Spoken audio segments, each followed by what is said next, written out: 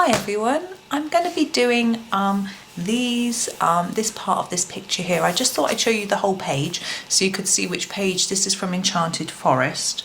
I did a video on these pebbles or rocks, which I've now been working on since and doing a little bit of this.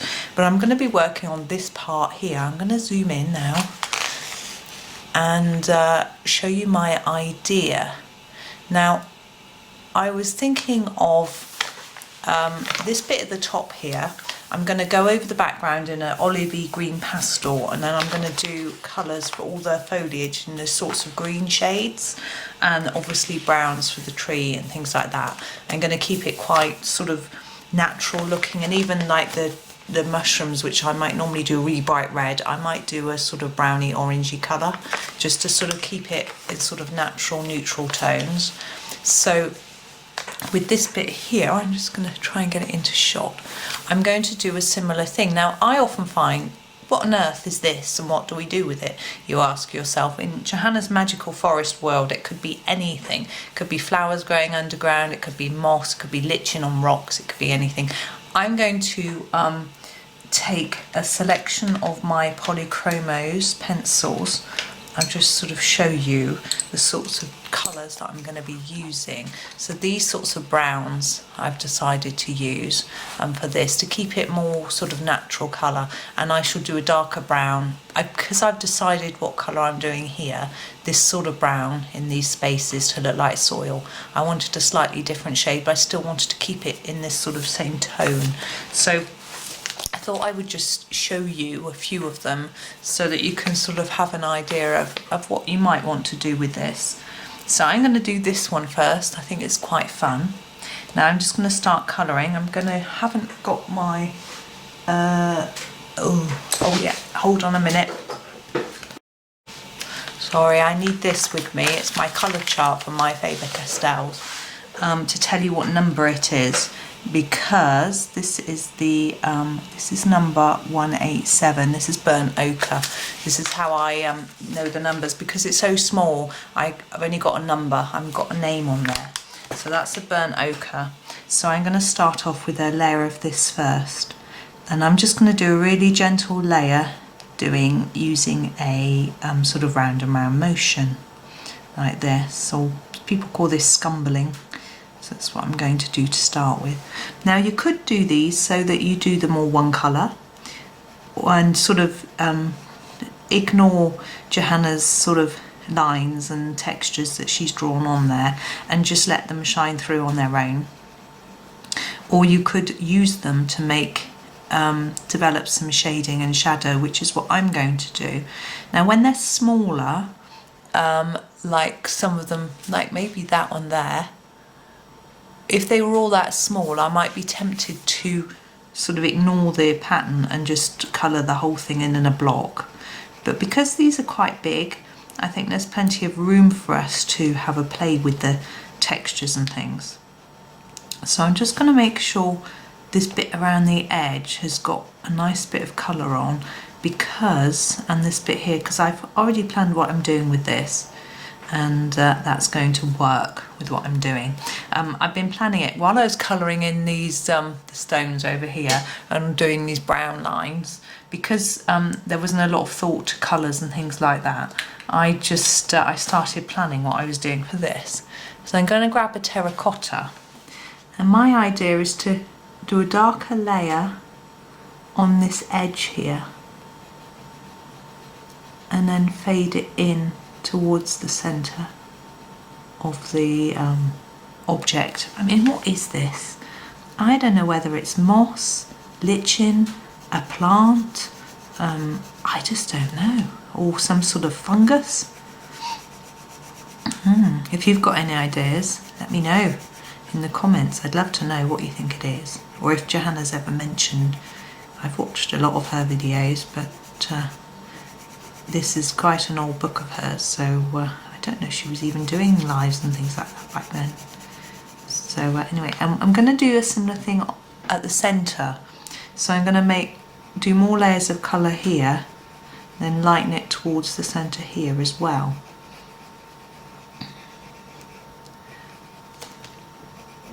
So I get and try and blend it in. This little circle movement is really useful for blending. It seems to help spread the colour somehow, and you can control it. I can control it more easily. I find it's better, for me anyway. Do want to make sure there's still colour on all of it, but then I'm going to just keep adding until I feel happy with the layers of colour that are there. Now I don't feel that between here and here there's a big enough gap. I'm not explaining myself very well. I want it to look a lot darker here, as if this is high up and there's a sort of gap between here and here. So I'm going to need a darker colour than I've got here. So I'm going to grab my dark sepia here and add a small layer around the edge to try and add a shadow, which will give a bit more depth. You can't see if I do it that way. And I'm just going all the way around, and I'm not scumbling it out, it's just a harsh line. And all the way around. I'm going to do the same here as well. Now I want this middle part to look like it's sort of sticking out as well, so I'm going to go in there too. We haven't coloured that in yet, but now I'm also thinking I want some shadow here where these ones overlap. So I'm going to do a little bit of a scumbling action here because I don't want that to be such a harsh line. And here. Now it does look a bit messy because I'm going to go back in with this one, which is a terracotta, and go over the top, particularly here, and try and blend that in a little bit. So although we still get the shadow idea, it isn't so harsh. Gosh, it's quite dark. I did it quite dark there, didn't I? That's it. And I'm also going to go over the top of it here, because then it doesn't look quite so brown and dark as it did, all blackish, and around the edge. Now I'm going to try and blend that out a bit. You can't see. So hard there and a bit lighter out to here. And it's just a matter of layering up the colour until you're happy with how it looks.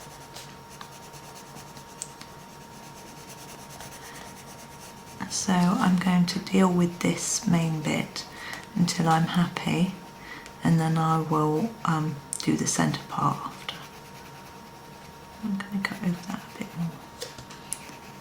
Now I want this to be blended in a bit more but stay light, so I'm going to grab this one, which is called Cinnamon, and I'm going to blend that out towards the middle a little. This is a little bit pinky compared to the oranges, the more orangey ones, so to be careful, make sure you get the balance right. But you can keep, with this paper and these pens, you can just, pencils I mean, you can just keep layering them up until it looks how you want it to look. Now, I'm happy with this bit now, that it gives the effect that I want. And we've got to deal with this centre bit. Now I've got to decide, do I want it the same as this or different, but I think I'm going to have a slightly different. Oops, I'm just going to drop my pencil. This is the Sanguine, and I'm going to use this one in the middle. So as with the outside, I'm going to do a harder pressure around this centre and then gently reduce it as I come towards here, towards this. And you see I'm just using little gentle movements to get that lighter in the middle. There we go. And now on this outside bit, do you see how it's sort of bumpy? Now I'm thinking, would it be a bit darker in places than other places because of this sort of texture? So I'm not going to use such a harsh dark colour. I'm going to go back in with this one, which was the what was it called? Sorry, I'm leaning across. Brown ochre, I think it was, wasn't it? You're all shouting at me the answer. Yeah, So I'm going to look at the pattern carefully and think, well, I think it'd be darker here because actually next to where this overlaps, and then in here it looks to me like it's dipped down a bit, and here and here.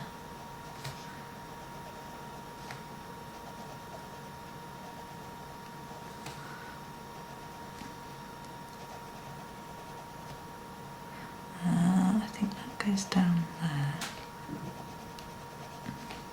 and there. And then you can see it looks a little bit more textured. We sort of emphasised that texture, so that's quite fun. Now that similar, you could do a similar thing with sort of, I don't know, they're all quite different, aren't they? I think we'll go for this one now because this is quite different, and I'll show you an idea for this. Now we've got an outline around the edge here, and I'm going to do that first in my darkest colour and then do this slightly differently anyway. So we're going to start with the Sanguine, which is our darkest, but I'm only going to do a light layer to start with. I'm also thinking about this one has got a little bit. I'm going to do that in this colour too, that bit there, and then around here. And I'm doing a sort of medium pressure, I'm not pressing too hard because I want to add more layers of this colour, so I don't want to press too hard and fill the tooth of the paper up with colour before I have added in all of the layers that I want. Now as we did this texture around here, I want a bit of a texture around here as well, and what I've decided I'd like to do is to have it darker here and leave it lighter towards the top of the bump, so make it darker in there.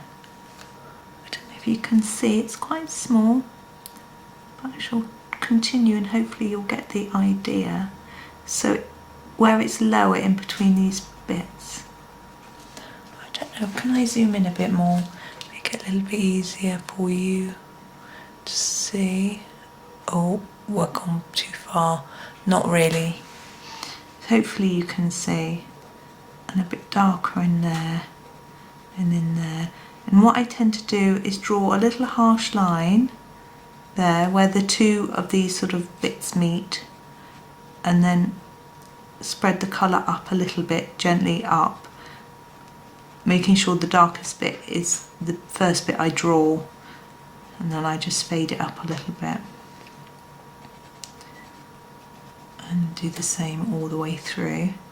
And although that's just a little detail, I think you can see it now, it makes a fair difference to the final effect.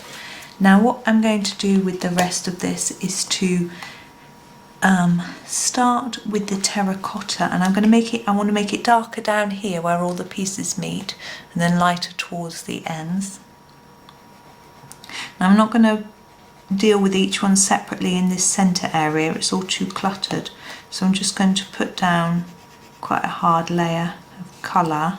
Just notice, look, I've got a little bit here, I'm just going to colour it in this, which is the Sanguine that we used for all the edge. You can see it's quite a bit more red than this colour. And now I'm going to gently start to reduce the pressure so that it fades as it's coming towards the edge. I'm going to start dealing with each one separately. So pushing down here, lots of pressure, and lighter towards the tip. And just the same with each one. I've been so looking forward to doing this bit. I've been doing the pebble bits from over there, and there's some on the other side of the page which I've been working through in the evenings after work. And I've been looking at this bit, planning what I want to do with it, thinking I'm going to make that into a video at the weekend. And because I don't tend to get much time to record videos in the week anymore because of the children being home from school. I have to keep an eye on them. They're really good at getting on with their work, but they just sometimes need a bit of a nudge, a bit of help. So I can't really be out of the room for too long. So I've been leaving these till the weekend. So I've been waiting and thinking, oh, I know what I want to do with that. So it's been quite fun. I've also been planning the other parts, like, you know, in between here and in between here and things like that. But I did these brown lines because, excuse me, I'd done a whole patch of the pebbles, which was great fun, and I just felt like, although I really enjoy doing them, I just wanted to pick up a different colour pencil for a while. So I did the background of them and just carried it on through the page. I do that because I wanted that same colour through all these sort of liney bits, and I'll just show you because it just continues out from behind the pebbles here, and I didn't want to forget what colour I had used, and I could have written it down, but I find it easier just to do the whole lot and then I don't forget. As I say, it was quite nice to just be using a different colour for a bit. Right, that's our sort of initial. It's still not very tidy, but now I'm going to go back over and really emphasise this dark colour down here. Now I could go in with some of the dark sepia like we did for shadowing around here, but I don't think I want it quite that dark. But I might do a bit around the edge there, but I think because this is quite narrow, if I did that it might interfere with this little pattern that we've made. So I'll probably just leave that.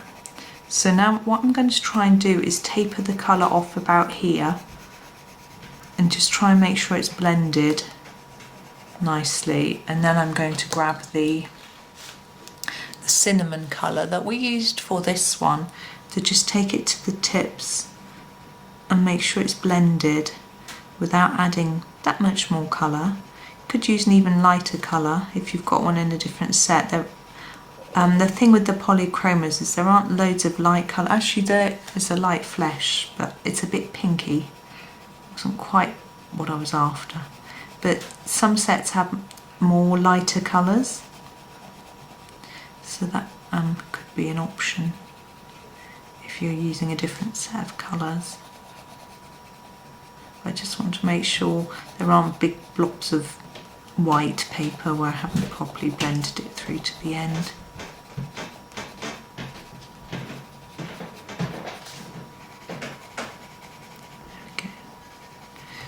Okay, I still feel like I want the bottom there to be a bit darker, so I'm going to go back with my terracotta and add a few more layers. The great thing with polys is you can just keep going back and adding more and more layers because they don't put down too much colour at the beginning. You've got that flexibility of being able to add more colour if you want to.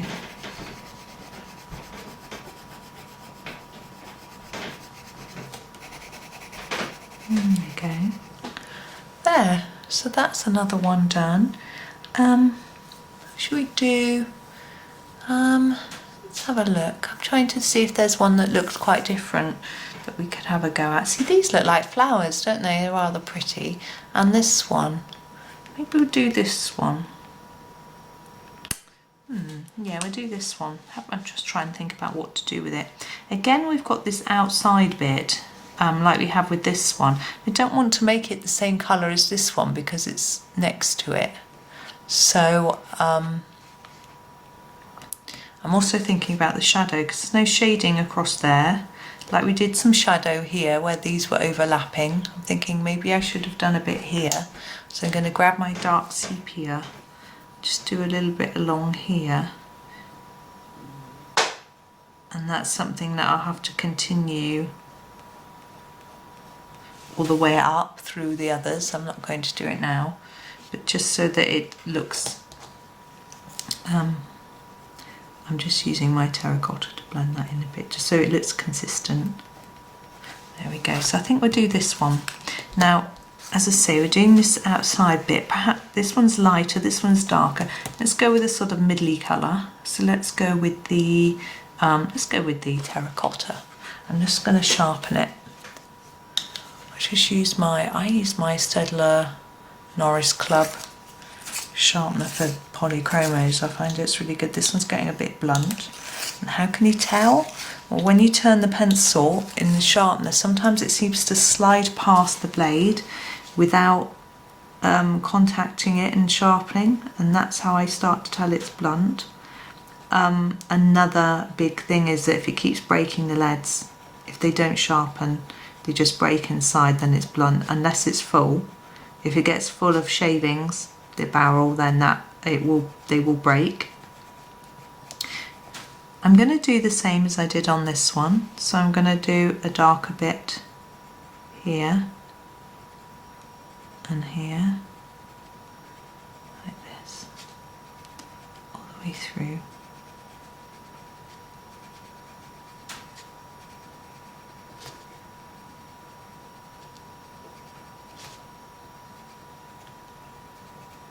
It doesn't show up that much, does it? I'm going to go back over the top again. I keep hearing drips. It's raining outside, and the other side of the kitchen is the garage. It sometimes drips around by the garage door, and also off the balcony, which is in the garden. So that's that bit. Now we have to think about the petals and this. Now what I like underneath these little seed pods is I like it to be quite dark. So I'm going to use my dark sepia. I'm going to sharpen it really sharp and try and get in between those little seed shapes. So look, that's quite sharp, isn't it? Try to get in between them with this dark. So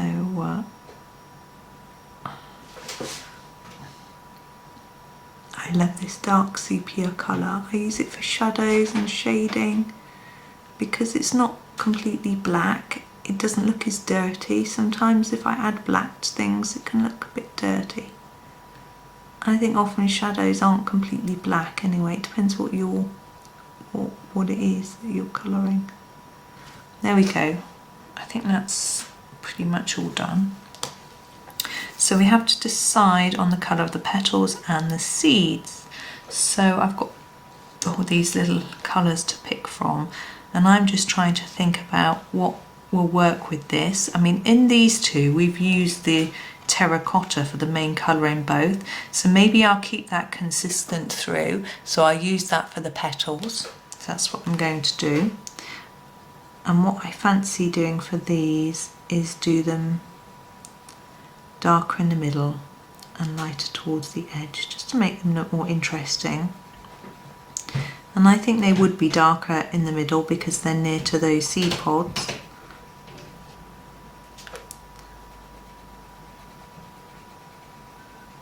There we go. So as you can see, I'm just doing little circles, but I'm doing more layers down here until it's dark enough, and then moving up towards the tip, and there's doing hardly any on the end there, just a little swish. Now I have quite a heavy hand when colouring, so you may need to do more layers. It also depends on the book. This is quite an old copy of Enchanted Forest, so the paper might be different to, it's changed in the newer versions. And that is noticeable with regards to how it feels under the pencil, what pencils work on it well and things like that. But I like it. I'm finding it okay. There we go. That's those. I'm happy with those. And I'm decided to do these centre ones in a paler colour. So I think I'm going to grab this cinnamon. We haven't used the cinnamon on its own. We've only used it for bits of highlighting. And I'm just going to see how it looks. I'm going to colour them all without doing any sort of shading or shadowing because they're quite small. Now I might go in after and do some extra bits, but I'm just going to get some colour down. I'm pressing quite hard as well here. Oh, while I'm on, I wanted to say I'm excited about the fact that I've nearly got 500 subscribers on this YouTube channel. By the time this video goes out, it may have gone over, and it's really exciting for me, and I just want to say thank you to everyone that has subscribed. I'm going to use the Sanguine to do a bit more detail. I'm just going to sharpen it. It's lovely for me when you subscribe, because it just makes me realise that there are people enjoying the videos, but it also has advantages for you. In case you're worried, it's free to subscribe, and someone asked me the other day if you have to pay. It's like, no, it's completely free. And what happens is you get notifications when I bring out new videos, so that can be handy if you're interested in getting that. It can be useful. And if you ring, there's a bell. If you click the bell, it will notify you every single time there's a new video. If you don't ring the bell, you'll get less frequent notifications. So that is, you know, it's up to you and whether you want to do that or not. But and it also it just makes me feel happy to know that people have liked and subscribed. Can you see how that bit of colour has made quite a difference to how they look? I hope you can see. I can't tell in the camera if you can, but there we go. That's those. Now we've done 23 minutes now on those three items, so I'm going to stop now, but I think you get the idea of how to use just a few colours, and actually you can get quite a really interesting effect. Oh, we could do with what we need to do here is a little bit of shadow from this here, because it's overlapping. I'm just going to scumble it in a little bit. Hopefully it will work. Just that bit as well. There we go. So I'm going to do the others very similarly. This one has got little spikes on. It's very hard to see, like it's fluffy, but I shall probably ignore those because I've gone over those in quite a dark colour. And I think if I try and go over them, it's just not going to work. But I'm going to do the other, as I say, use the same colour scheme and use a very similar way of doing it. And this picture, when it's finished, it will go up on my Instagram channel. I may post some updates. I'm not sure, possibly not. I don't tend to do work in progress or WIPs, WIP as people call them on Instagram. I tend to just put links to my videos and then finished pictures. But you will see it at some point. This is going to take me some time. I probably won't be finished by the time this video goes out, but it will come out eventually. You will get to see it. Okay, so that's all. So remember, if you did like that and you feel like you'd like to be told when there are more videos, please do subscribe. And also remember, it makes me smile and happy if you do. But thank you so much for watching. I hope you enjoyed it and it was helpful, and happy colouring.